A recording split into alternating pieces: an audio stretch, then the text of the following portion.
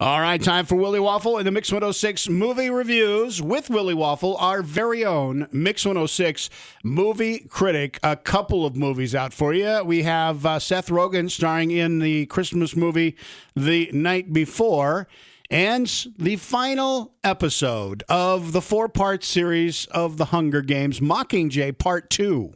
It's over. Finished. Fini. The grand finale. Adios. See you later. The Hunger Games has come to a conclusion. I don't know whether to feel glad or sad. Yeah, I think there's a little bit of that going around. Like, doesn't it feel like it's kind of a quiet grand finale? Like, shouldn't there be more hype? Shouldn't there be more excitement? Shouldn't there be more buzz? Or am I just living in the wrong circles of people? You know, that's a really good point, because like when you say that, it's like a lot of times, when you think that series are coming to an end, say for Star Wars, I was very sad when Star Wars came, Harry Potter came to an end. It's like, oh, this is the last one. And this one is like, okay, well, it's over. Yeah, and I think a lot of it's because the last movie, part one, was just kind of such a letdown. Yeah, I think you're right. Part one was just, it literally was that. It was part one. It's like they took a whole movie, they chopped it in half. This movie here, you could watch part one on DVD, get yourself to the movie theater, and catch the second half, and it feels like one big complete movie. Very good points. Is this movie any better than part one? Well, it is better than part one. I'll give you that. But it takes a little while to get there. I mean, it really just seems like for most of the movie, we've got action, we've got fights, there's some running, then they regroup, then there's some more action, then there's some more fights, then there's some more running. But just when you're about to give up hope, just when you think it's over, just when you think this is nothing more than a mindless exercise going through the motions, they find it. They find the spark. They find the intellectual challenge that made the series, kind of interesting and rewarding to begin with. And it's that last third of the movie that saves the Hunger Games as we see, Katniss making the big, complicated decisions. She's off. She's gone rogue. She wants to end the war by killing President Snow, but nothing's ever that easy. Of course not. Dun, dun, dun. Yeah, and I think that's what gives Jennifer Lawrence something to do, too. You see her, challenged to bring this girl out of her funk, out of her tortured psyche, try to have that strength to be the leader that everybody else has said she is. And, that's interesting to watch. And it's also interesting to watch kind of how this character ends up, kind of this damaged hero, this person that we respect and pity all at the same time. So what do you give it? I'll say 2.5 waffles. It's all right. All right. And then we have another Christmas movie. That's right, except, maybe not the Christmas movie that your mom and dad and grandparents would like to see. Those are the great Christmas movies. Those are the great Christmas movies, and they will be watching them on Thanksgiving Eve while you're sneaking out of the house to see The Night Before, the Seth Rogen Christmas movie. Yes, Seth Rogen and Anthony Mackie, Joseph Gordon-Levitt, 3 guys who have spent Christmas Eve together for, I guess, every year for the last 10 years.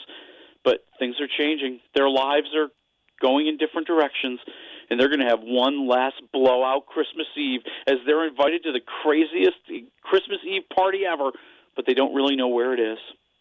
Oh, so the whole movie is about finding that great Christmas party, huh?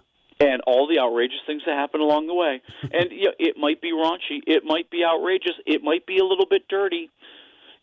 And, yeah, that's kind of hit or miss. And there are times when you feel like they're going for dirty's sake. But overall, I mean, it's just kind of an outrageous, funny movie. I mean, there's a lot of stuff to laugh at here. And believe it or not, somewhere in between all the naughtiness, somewhere in between all the jokes about the drugs, there's a little bit of love and warmth between these guys that kind of rubs off on you and makes you feel like the holidays are a good place. Please tell me at the end, the director doesn't take time teaching us a lesson. Well, there's always a little bit of a lesson, but not a massive one. Okay, that's good. So it is funny. I love funny movies that are funny, and you're saying this one is funny. This is funny. I guarantee something in here will make you laugh. All right. So what do you give this one? I'm going to say 2.5 waffles for The Night Before. Well, okay. Between 2 movies, we have 5 waffles. Yeah, we've got a decent weekend out there. Not horrible. What do we have next week? Next week we have the big Thanksgiving week. We've got Creed, the new Rocky movie, and Disney's animated film, The Good Dinosaur. So for the new Rocky movie, is this like Rocky 6, 7? I think it's 7 at this point. That's what I thought. Yeah, that's a lot of Rocky movies. Yeah, man. I'm hearing rumors that they're going to do the same with Rambo.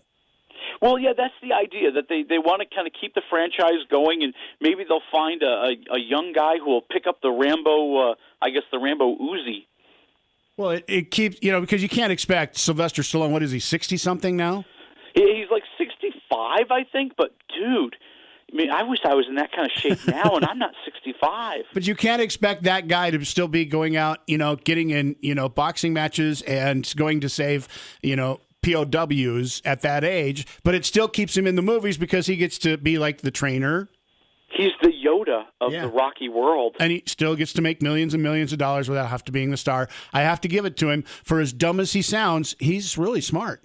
Sylvester Stallone is one of the most brilliant people in Hollywood because, he, back in 1975, when he wrote Rocky, everybody wanted to do the movie, but he said, I'm only going to give you guys the rights. Because he wrote the movie. He said, I'm only going to let you make the movie if you let me star in it. And nobody wanted to do that.